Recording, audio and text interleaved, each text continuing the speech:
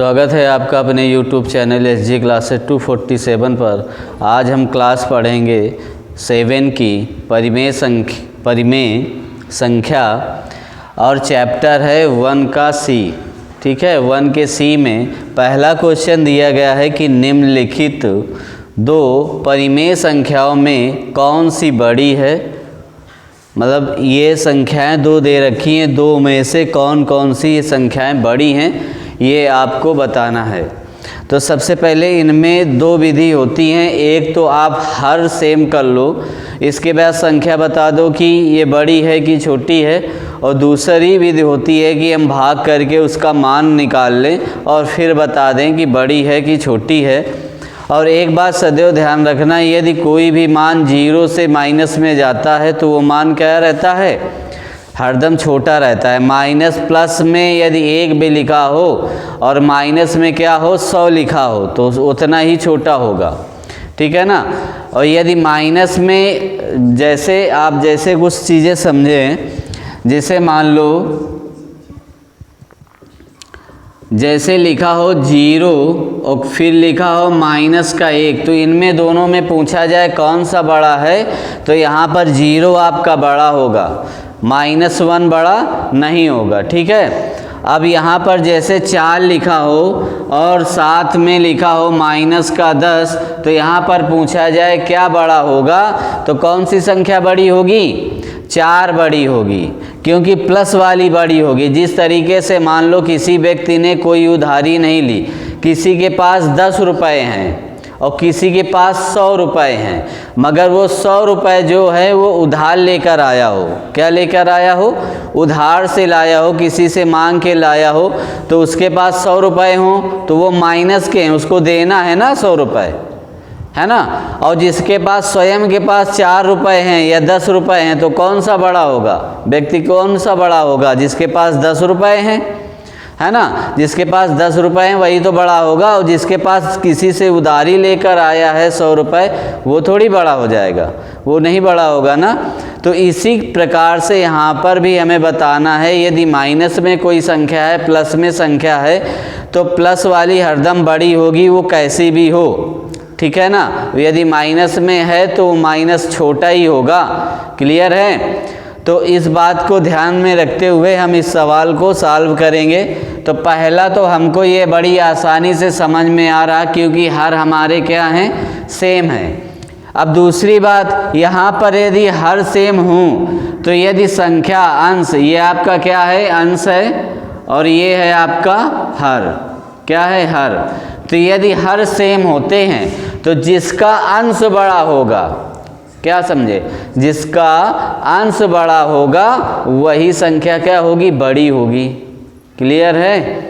जिसका अंश बड़ा होगा वो संख्या बड़ी होगी। और यदि कहीं माइनस लिखी हो तो क्या हो जाएगा, तो वो संख्या छोटी हो जाएगी, हर बार कितना भी मतलब अंश कितना भी बड़ा हो। माइनस में यदि आप संख्या पढ़ चुके हो, माइनस में यदि है तो वो क्या हो जाएगा, छोटा ही रहेगा।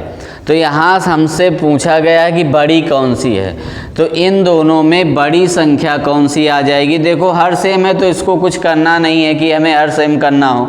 यहाँ पर माइनस लिखा है तो यानी माइनस आप जानते हो कि क्या हो जाएगा, छोटा ही होगा, छोटा होगा। तो यहाँ पर हम इसका प्रयोग करते हैं लेस देन और ग्रेटर देन का। ठीक है ना। तो यहाँ पर हम लेस देन ग्रेटर देन का प्रयोग करेंगे। जिस तरफ हम मुंह खुला रखेंगे वह संख्या क्या होती है, हरदम बड़ी होती है। ठीक है। तो ये हमारा, ये ऐसे हम इसको प्रयोग करके इसको हम बता देंगे कि ये संख्या बड़ी है। फिर यह हम लिख सकते हैं बड़ी संख्या बराबर 7 बटे कितना हो जाएगा, 9 हो जाएगा। ठीक है ना। इस तरीके से बात समझ में आई। अब इसी तरीके से यहाँ पर देखो, हमको दोनों में क्या है, माइनस लगा है, दोनों में माइनस है ना, और हर भी हमारे सेम नहीं है, इस पे हर भी सेम नहीं है। तो इस सिचुएशन में क्या करोगे, इनका हर सेम कर लो। ठीक है ना। क्या करोगे, इनका हर सेम हो सकता है, इस वजह से इसका हर सेम करेंगे। कहीं कहीं क्वेश्चन ऐसा भी आ जाएगा कि हर सेम करना तो आसान, काफ़ी प्रोसेस हो जाएगा उसमें गुणा करने का, तो वहाँ पर हर नहीं सेम करेंगे, भाग से करके उसका मान निकाल लेंगे, फिर बताएंगे कि बड़ा है कि छोटा है। ठीक है, तो इस प्रकार से इसका भी हम क्या करेंगे, हर सेम करोगे तो माइनस का 3/4 में हम यदि 2 का गुणा करा दें तो हर हमारा वहाँ सेम आ जाएगा ना, सेम हो जाएगा। यानी हम इसके में 2 का गुणा कर दें तो हर 8 आ जाएगा, हमें हर सेम करना ही है तो हर हम सेम कर लेंगे। तो माइनस का 5/8 आ गया, इसका इस पे गुणा किया तो माइनस का 6 कितना आ गया, 8 आ गया। अब यहाँ पर भी क्या आ गया, -8/5 आ गया। अब प्रॉब्लम ये है कि आप कहोगे सर आपने तो बताया था जो अंश बड़ा होगा वही बड़ी होगी। अब इस सिचुएशन यहाँ गड़बड़ा गई क्योंकि दोनों माइनस में है ना, दोनों माइनस में है। जब दोनों माइनस में होंगे तो प्रॉब्लम ये क्रिएट होगी कि आप बोलोगे कौन सा बड़ा होगा। तो आप मान लो इसने, अब उधारी से ले लो कि किससे आएगा, यानी इसने 6 रुपये उधार लिए हैं, इसने 5 रुपये उधार लिए हैं, तो उधारी किसके पास ज़्यादा है, 6 के पास है ना। तो जब 6 के पास होगी उधारी तो छोटा कौन सा होगा, 6 होगा भाई, उसके पास कर्जा ज़्यादा है। तो बड़ी कौन सी आ जाएगी, जिसके पास कम उधारी होगी। तो यहाँ पर बड़ी कौन सी हो जाएगी, 5 -5/8 का। तो बड़ी संख्या बराबर लिख दोगे यहाँ पर, बड़ी संख्या बराबर -5/8। क्लियर है, समझ में आया ना। अब देखो इस तरीके से इसको भी हम सॉल्व करेंगे।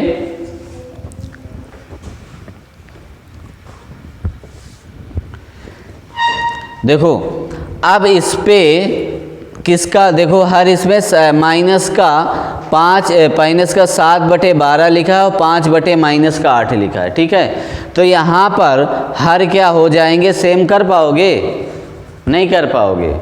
ठीक है ना, हो जाएंगे, आराम से हो जाएंगे। बोलो कैसे, देखो यदि इसमें हम 2 का गुणा कर दें, इसमें 3 का गुणा कर दें, ठीक है ना, इस पे 2 का गुणा कर दोगे तो कितना आ जाएगा, 24। यदि इस पे 3 का गुणा कर दोगे तो कितना आ जाएगा, 24 आ जाएगा। 8 त्रिका 24 होता है। तो दोनों में हम क्या करेंगे, हर सेम कर लो। तो माइनस का 7 गुणते 2 और 12 गुणते 2, और यहाँ पर क्या करोगे, अब यहाँ पर सेम करने के लिए हम क्या करें, -3 का गुणा कर दें तो हर भी हमारा क्या हो जाएगा, प्लस का आ जाएगा। क्लियर है, हर भी हमारा कैसा हो जाएगा, प्लस का आ जाएगा। तो यहाँ पर -8 है तो यहाँ पर -3 का गुणा करा दो तो इसका मान क्या आ जाएगा, -14/24, और ये आ जाएगा कितना, -15/24। ठीक है ना। अब इस पे भी आप आसानी से बता दोगे कि कौन सी बड़ी है कौन सी छोटी है, क्योंकि आपने पढ़ रखा है कि जो सबसे छोटी होगी, यदि माइनस में दोनों संख्या हैं तो सबसे अंश जिसका छोटा होगा वही बड़ा होगा। ठीक है ना। तो यहाँ पर क्या आ जाएगा, बड़ा कौन सा आ जाएगा, -7/12। आप ये नहीं मान लिखोगे, ठीक है ना, यहाँ पर ये मान नहीं लिखा जाएगा, वास्तविक जो मान है आप वही लिखोगे। आपने गुणा भाग करके ये मान बनाया है ना, वो नहीं लिखा जाएगा। ठीक है ना। आंसर में कौन सा लिखा जाएगा, जिसका आपने मान, ये आपने सिद्ध किया ये बड़ा है ना, तो वही ऊपर वाला ही मान लिखोगे। तो यहाँ पर लिख दोगे बड़ी संख्या, या लिख दो इनमें से, ऐसे परिभाषा लिख दोगे तो थोड़ा सा अच्छा लगेगा। -7/12 5/-8 में से, ठीक है ना, में से क्या बड़ा है, -7 में से बड़ी संख्या, में से बड़ी संख्या बराबर -7/12 है। ठीक है ना, इस तरीके से। क्लियर है, समझ में आया। अब इसी तरीके से हम इसको भी सॉल्व करेंगे। तो इस पे भी देखो क्या है, यहाँ पर हर भी सेम नहीं है और हर के अलावा एक संख्या आपकी अभाज्य भी है। त्यारा क्या है आपका, अभाज्य संख्या है, अभाज्य है ना। तो अब इसका प्रॉब्लम ये होगा कि आप अभाज्य में किसी भी संख्या का गुणा करोगे मगर इसके बराबर नहीं हो पाएगा, या फिर 13 का इधर भी गुणा करो और 9 का उधर गुणा करो तब बराबर हो जाएगा। तो आप इस तरीके से भी हल कर सकते हैं। तो हम यही तरीका अपनाते हैं, क्योंकि वो भाग बीज द्वारा हम बताएंगे तुमको फिर आगे। तो इसको हम क्या करें, 13 का इधर यानी इसका 13 का इस पे गुणा कर दो और 9 में इसका गुणा कर दो, तो हर हमारे क्या हो जाएंगे, सेम हो जाएंगे। ठीक है ना, हमें हर सेम करना है। इसके बाद हमको अंश में देखना है कि क्या प्रॉब्लम है, यानी अंश बड़ा है कि छोटा है, ये चीज़ हम समझेंगे। ठीक है, तो यहाँ पर हम 13 का गुणा करेंगे, तो -5/9 गुणते यहाँ पर 13 का गुणा करा दो। ठीक है, और इस पे -3/-13, देखो माइनस माइनस से तो ऑटोमेटिक कैंसिल हो जाएगा। ठीक है, और यहाँ पर हम 9 का गुणा करा देंगे। ठीक है, 9 का गुणा करा दोगे। वैसे तो आपको साफ साफ नज़र आएगा माइनस कैंसिल हो गया, तो ये प्लस का मान है, तो यही बड़ा होगा। ठीक है ना, मगर तब भी हम हर सेम करके हर सेम करते आ रहे हैं, तो हर सेम करने के बाद ही बताएंगे कि बड़ा है कि छोटा है। ठीक है, तो 13 पचे कितना होता है, 65 होता है ना, और 13 नहीं है 117, और ये आ जाएगा आपका 9 त्रिका 27, 13 नहीं है 117, हर सेम हो गए, प्लस का है तो यही बड़ा आ जाएगा। ठीक है ना, तो इस प्रकार इसका भी लिखोगे -5/8 कामा -3/-13 में से बड़ी संख्या बराबर -3/-13 है। ठीक है ना, इस तरीके से देखिए। अब दूसरा नंबर सवाल, निम्नांकित दो परिमेय संख्याओं में से कौन सी छोटी है। तो सेम प्रोसेस पूछा गया, यहाँ पर बड़ा पूछा गया था और यहाँ पर छोटा पूछा गया, बस अंतर ये है। ठीक है ना, तो यहाँ पर आप इसका भी वही करोगे। देखो हर इसका भी क्या है, सेम है। जब हर सेम है और ये माइनस लगा है, तो यहाँ पर यदि आप -1 का गुणा करा दोगे तो -1 ऊपर आ जाएगा।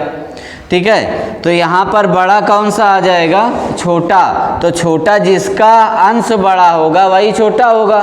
तो यहाँ पर अंश क्या हो जाएगा, ये बड़ा, ये वाला आ जाएगा। तो ये क्या लिखोगे, -5/9 कामा 5/-9 में से छोटी परिमेय संख्या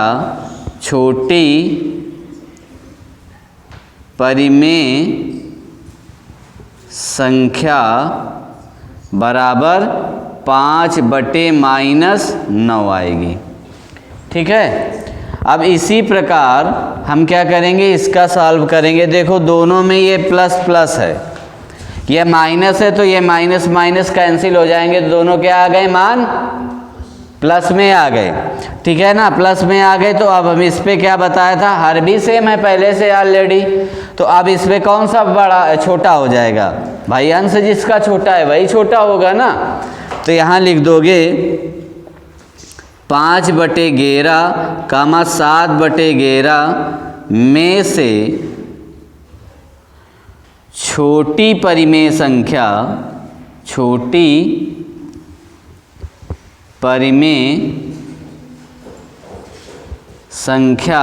बराबर क्या आ जाएगी, 6/11।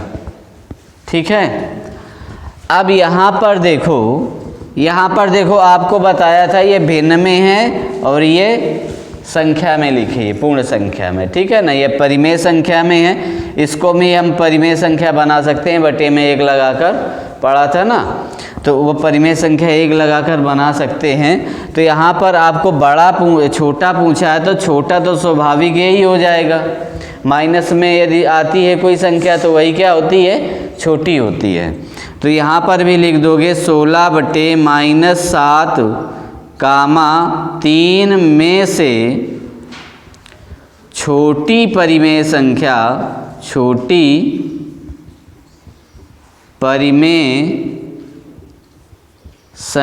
बराबर 16 कितना हो जाएगा, -7। ठीक है ना, अब इसी प्रकार यहाँ पर हम देखते हैं तो अब इसका हर तो सेम करना पड़ेगा क्योंकि यहाँ माइनस का 3 है और यहाँ पर 9 है, तो हर क्या करेंगे हम सेम करेंगे। तो यहाँ पर लिखेंगे 4/-3। अब देखो हर सेम करने के लिए हमको -3 का गुणा करना पड़ेगा, ठीक है। यहाँ पर -8/9 कर दोगे तो इसको जब हम गुणा करेंगे तो माइनस का 12 आ जाएगा, क्लियर है। और यहाँ पर प्लस का क्या आ जाएगा 9, तो यह माइनस का 8 क्या आ गया 9। यहाँ पर छोटा पूछा है तो छोटा कौन सा आ जाएगा माइनस का 12/9, क्योंकि सबसे अंश जिसका बड़ा होगा माइनस में वही सबसे छोटा होगा, क्लियर है। तो यहाँ पर आप लिखोगे 4/-3 कामा -8/9 में से छोटी परिमेय संख्या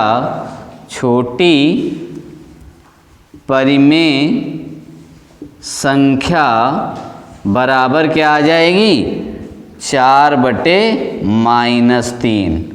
क्लियर है, समझ में आया है कि नहीं।